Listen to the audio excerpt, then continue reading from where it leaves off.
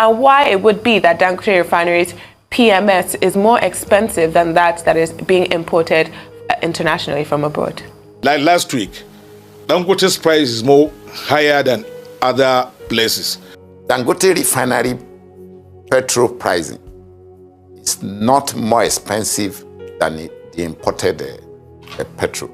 Because if you can go by what is the price? It's international price. What was the price last week, please? Crude has already coming down. Yes, sir. Please, in Naira, what was the price from Dangote gives Refinery about, last if I could week? remember, as last week he gave 995 Naira per liter. And you have to bring your cargo and load. How much will you pay the cargo? How much will you pay other charges to your depot? And how much the product will go to the depot? And you expect independent mine to go and sell it. Can we go and say, look, we have to pity Nigerians. Ipman are trying their best to see that they have salvaged this country, especially at this point in time. People are suffering. So let us go and source products that are cheaper, that will go and sell it to the people appreciate. Because most people don't understand the whole dynamics that is going on at the moment. So when we go and buy the higher price, we'll come and sell it as higher at what people are not expecting. They will start calling Ipman. We are tired of this Ipman. If people understand the dynamics, they will have praised Ipman. Because independent petroleum marketers were truly patriotic to Nigerians. Okay, all right. We hear you, Mr. Suleiman. If we say, okay, we'll think about the profit we are taking, we'll say, okay, we'll definitely, when we look at that angle, we can't even do the business. Okay. How much is our profit? We engage about almost 46 to 50 million in one truck buying product. I will come and get a profit of about 350,000 Naira. How much is your overcost? Your expenses at the filling stations? Okay, all right. We have to be mindful of the salary. We have to pay salaries and other expenses. People will not believe. We expend about 50 million Naira almost and get about at the end of the day, we got a profit of 350,000, highest 400,000. So if we say, okay, I'm looking to higher margin, we can't even do the business. And some of us are getting this money from banks.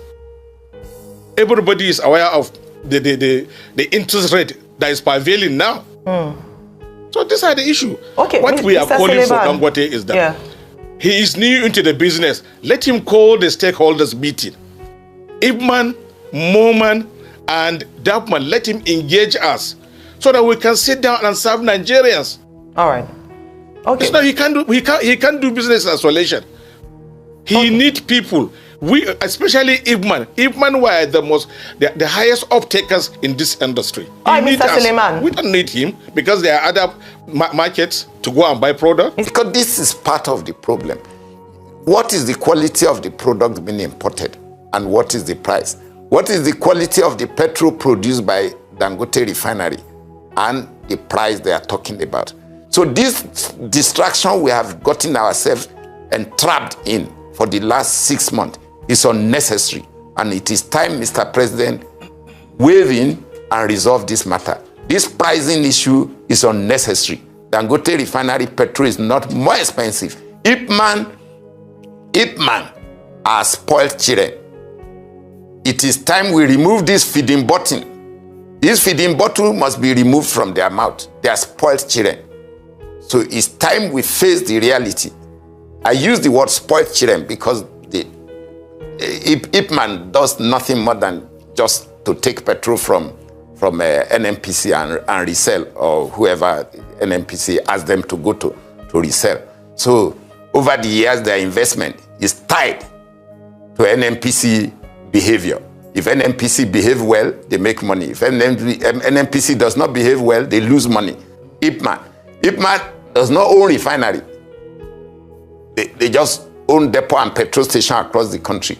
And their supply is heavily dependent on NNPC. Their pricing mechanism is heavily dependent on NNPC. So how can you run an economy like that? Okay, Mr. Dan, if I can come in here, I mean, from everything that we've seen, even from the statements that have been put out by both sides, there seems to be a lack of transparency still, surrounding this pricing between Dangote and NNPC.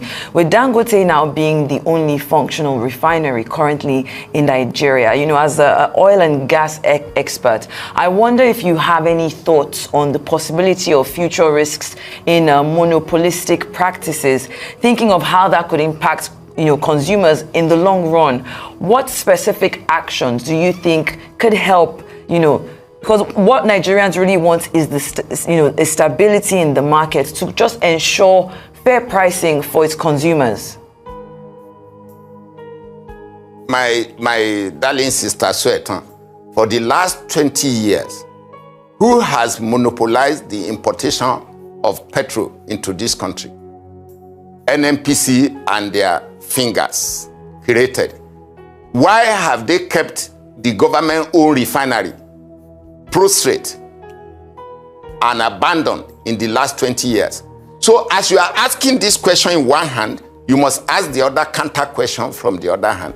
So if as a businessman, I saw the window that you have destroyed the government-owned refinery and you have been importing, and I decided to invest my money and risk everything about my life for the patriotic zeal in me.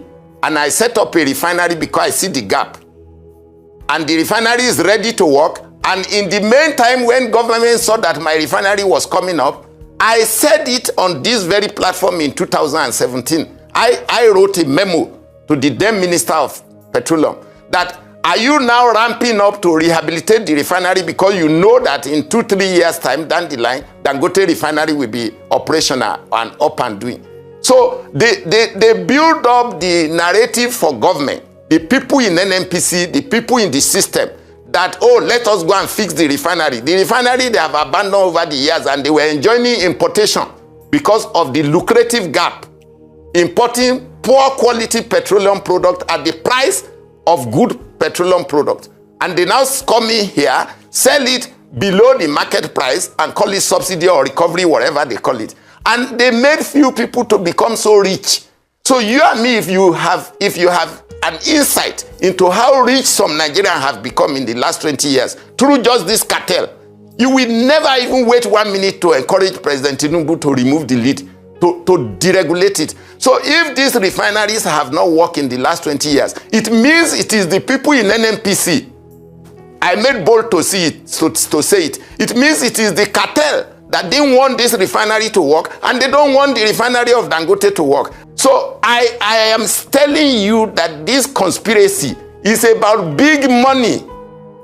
And if you have insight to the amount of money we are talking about revolving this importation and the racketeering, you will encourage President Tinubu to go ahead and he has already even bailed the cat. He should go all the hog.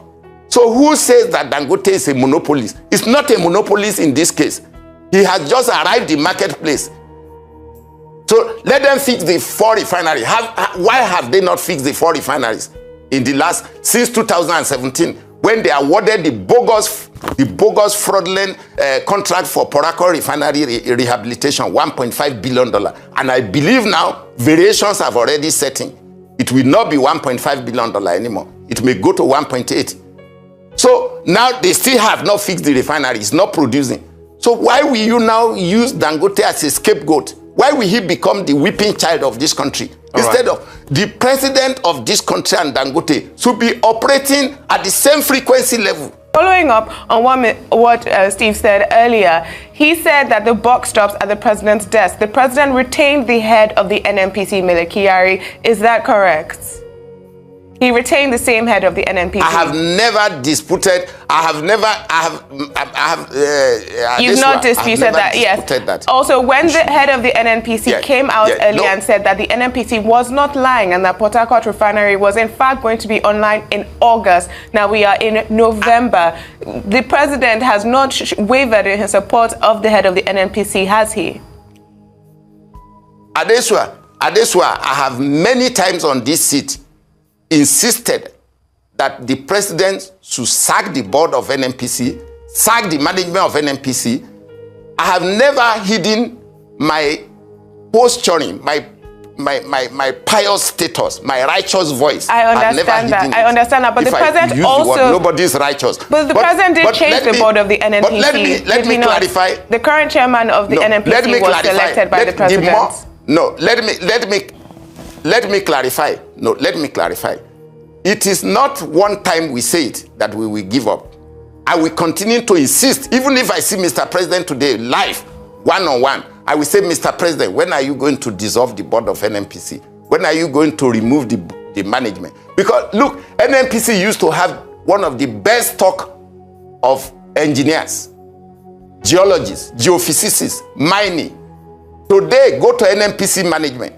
The entire place, engineering is almost dead in NNPC.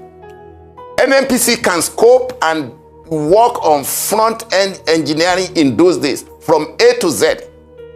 Today, go there. Everybody is a commercial manager in NNPC to sell the crude that is not available, to sell the gas that is not available. So the institution itself has become a rentier. Everybody is just there for brokerage fee. I am saying it. Put a forensic audit in NNPC today. Everybody there will go to jail almost. Okay. Except people that are not involved in marketing or anything.